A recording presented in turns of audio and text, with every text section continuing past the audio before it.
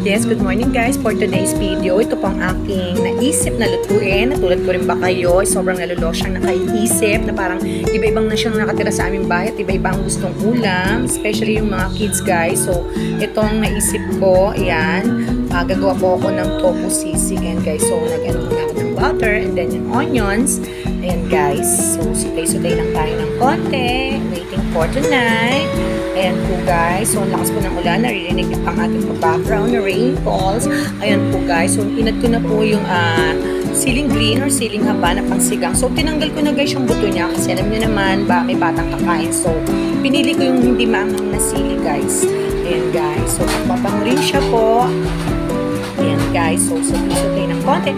And then yan guys, so hindi talaga ako good in frying. So ayan po, hinalo ko ng ating patofu sa ating sinutay na butter and onions with chili green.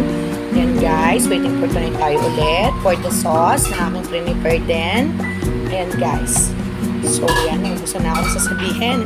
So ito na guys, so ibubusan natin yung ating pa-sauce para sa ating tofu sisig. Ayan guys. Sobrang sarap niya. Ayan. So, naglagay na rin po ako ng white onions sa ending ng ating pagluluto para din sa ating flavor. Ayan, guys. Super yummy. Tofu sisig. Siyempre, ang akin na isda lang.